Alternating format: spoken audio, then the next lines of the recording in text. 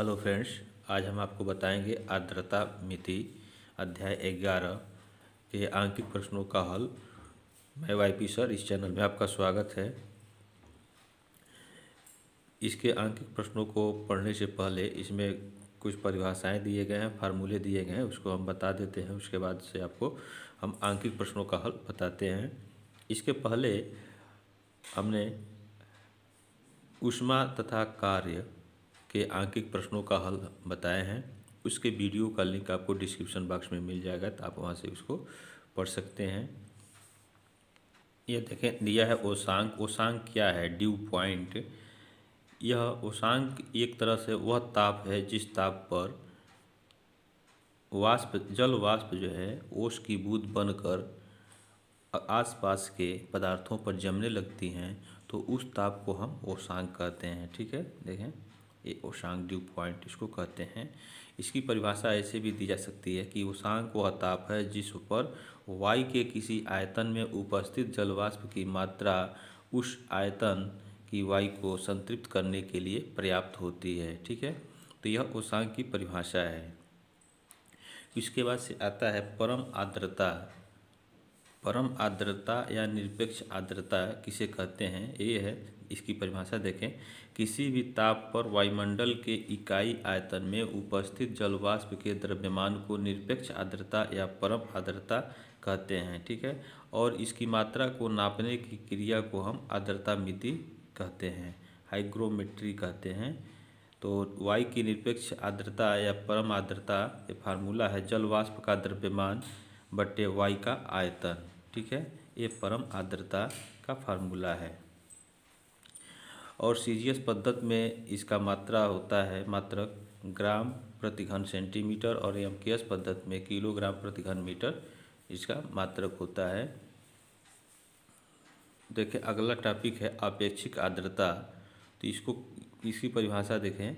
किसी ताप पर वायु के किसी निश्चित आयतन में उपस्थित जलवाष्प की मात्रा और उसी ताप पर, ठीक है, यानी जिस ताप पर या वायु के किसी निश्चित आयतन में उपस्थित जलवाष्प की मात्रा है, उसी ताप पर उसी आयतन को संतृप्त करने के लिए आवश्यक जलवाष्प की मात्रा के अनुपात को आपेक्षिक आर्द्रता कहते हैं। ठीक है, तो यह आपेक्षिक आर्द्रता की परिभाषा है और इसका फार्मूला देखें।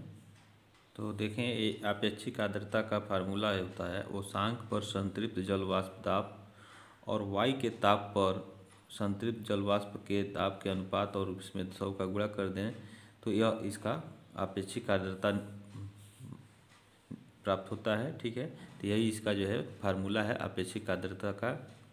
तो इसे आप याद कर लेंगे।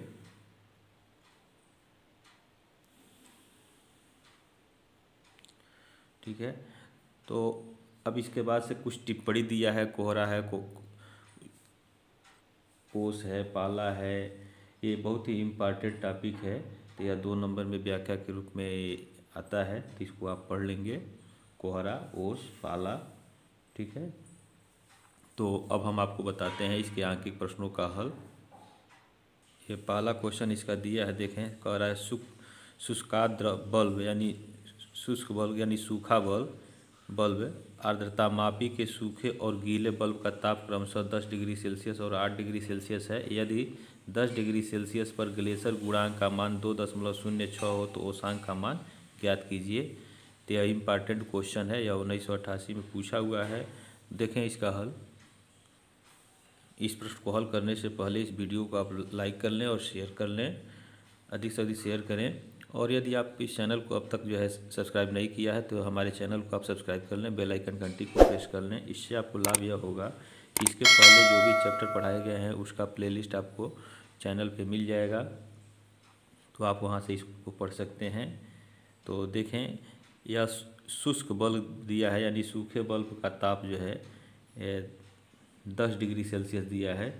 तो यहाँ हम लिख लें शुष्क बल्ब का ताप, इसको हम T1 कहेंगे, यह है आपका 10 डिग्री सेल्सियस। ठीक है, और गीले बल्ब का ताप,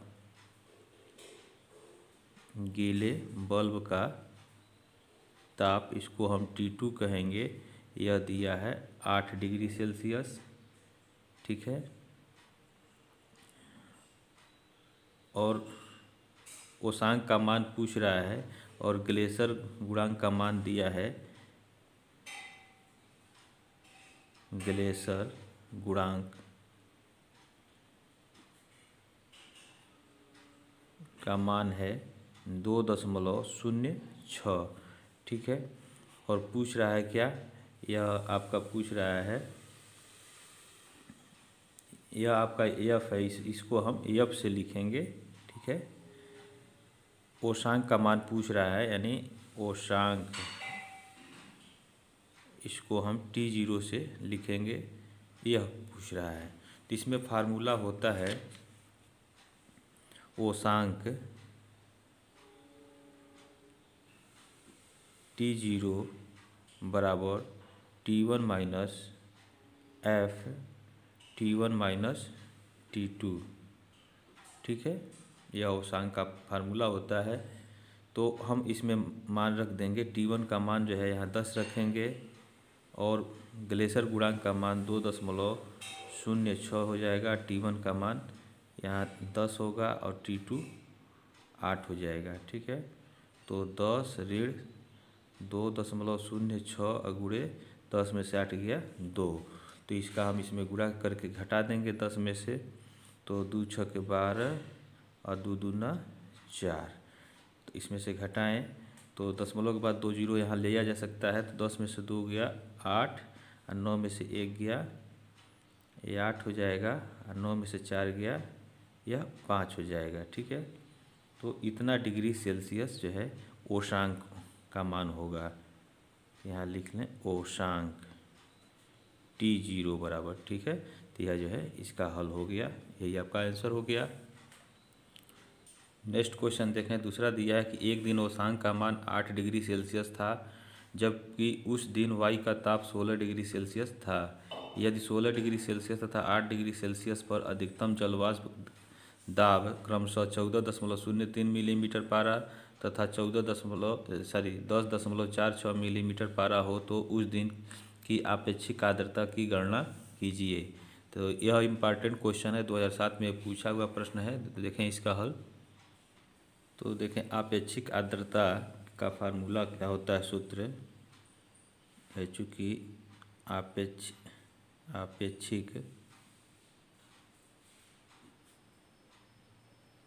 आर्द्रता बराबर यह होता है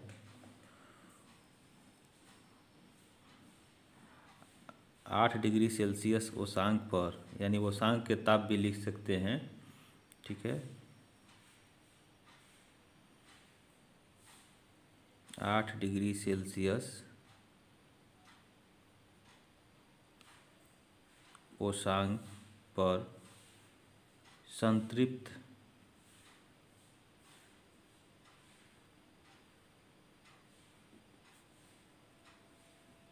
जल वाष्प दाब और बट्टे वायु का ताप पे संतृप्त जल वाष्प दाब, तो वायु का ताप कितना है, यह 16 डिग्री सेल्सियस है।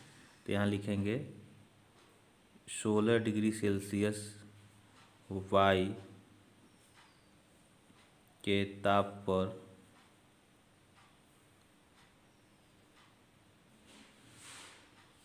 संतृप्त जल वाष्प दाब, ठीक है, और गुणे 100% हो जाएगा, ठीक है।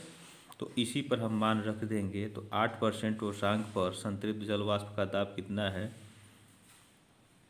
तो 8 डिग्री सेल्सियस पर देखें, 16 डिग्री सेल्सियस पर अधिकतम जल वाष्प जो है 14.03 है और 8 डिग्री सेल्सियस पर 10.46 है। तो यहाँ लिखेंगे 10.46 और बट्टे 16 डिग्री सेल्सियस पर कितना है, 14.03। तो यहाँ लिखेंगे 14.03 और गुणे 100, ये परसेंट हो जाएगा। अब 2 अंक के पहले यहाँ भी दशमलव है और हर में भी है, तो यह हट जाएगा और यह हो जाएगा 1046/1403 और गुणे 100। तो यह हो जाएगा 10 46 00/1403। ठीक है, ये परसेंटेज हो जाएगा। तो इसको भाग करेंगे तो इसका मान आ जाएगा 74.55%। ठीक है, तो यह इसका आपेक्षिक आर्द्रता यह निकल गया, तो यह इसका आंसर हो गया। ठीक है, नेक्स्ट क्वेश्चन देखें। तीसरा दिया है कि एक दिन ओसांग का मान 5 डिग्री सेल्सियस था, जबकि उस दिन वाई का ताप 14 डिग्री सेल्सियस था। यदि 14 डिग्री सेल्सियस तथा 5 डिग्री सेल्सियस पर अधिकतम जल वाष्प दाब क्रमशः 11.9 मिलीमीटर पारा तथा 6.55 मिलीमीटर पारा हो तो आपेक्षिक आर्द्रता का मान ज्ञात कीजिए। ये भी इम्पॉर्टेंट क्वेश्चन है, 2008 और 2014 में पूछा हुआ है। यह दूसरे की तरह से ही बिल्कुल लगेगा, वही सवाल है, केवल जो है टेम्परेचर और इसका वाष्प दाब की मात्रा बदल गया है। ठीक है, तो देखें इसका हल। तो इसका फार्मूला लिखें। चूँकि आपेक्षिक आर्द्रता यह होता है ओसांक पर संतृप्त जल वाष्प दाब, यानी ओसांक का यानी 5 डिग्री सेल्सियस पर। ठीक है, तो यहाँ लिखें, इसको ओसांक भी लिख सकते हैं केवल। तो ओसांक पर संतृप्त जल वाष्प दाब, ठीक है, और बट्टे वाई के ताप पर। तो वाई का ताप कितना है, 14 डिग्री सेल्सियस है, तो हम केवल वाई का ताप भी लिख सकते हैं। तो यहाँ लिखें वाई के ताप पर संतृप्त जल वाष्प दाब, ठीक है, और गुणे 100%, यह फार्मूला होता है। तो ओसांक पर संतृप्त जल वाष्प दाब का मान हम रखें यानी 5 डिग्री सेल्सियस पर। तो देखें 14 डिग्री सेल्सियस तथा 5 डिग्री सेल्सियस पर अधिकतम जल वाष्प दाब क्रमशः 11.9 मिलीमीटर पारा तथा 6.55 मिलीमीटर पारा है। यानी 5 डिग्री सेल्सियस पर यह 6.55 है, तो 6.55 हो जाएगा यह ओसांक पर। और बट्टे वाई के ताप यानी 14 डिग्री सेल्सियस पर 11.9 है, तो यहाँ हम 11.9 लिख लेंगे। ठीक है, और गुणे 100% हो जाएगा। यहाँ देखें दशमलव के बाद पहले यहाँ जो है दशमलव के बाद 2 अंक है, तो यहाँ भी हम 2 अंक कर लें, तो यह 0 बढ़ा लेंगे। तो इस तरह से हम दशमलव को अब हटा सकते हैं। ठीक है, और यहाँ 2 0 हो जाएगा और बट्टे 1190 हो जाएगा, 1% हो जाएगा। 1 0 से 1 0 यह कट जाएगा, तो यह हो जाएगा आपका 55.04%। तो यही जो है आपेक्षिक आर्द्रता होगा। ठीक है, तो यहाँ लिख लें आपेक्षिक आर्द्रता। ठीक है, यह आपका आंसर हो गया। तो इस तरह से आर्द्रता मिति के आंकिक प्रश्नों का ये हल समाप्त होता है। इसके बाद हम आपको अगले चैप्टर का आंकिक प्रश्नों का हल आपको अगले वीडियोज में बताएंगे। आपको कोई समस्या हो तो कमेंट बॉक्स में आप कमेंट करें, और वीडियो अच्छा लगे तो इसको लाइक एवं शेयर ज़रूर करें। और तब तक के लिए आप इस चैनल पे बने रहें। जय हिंद।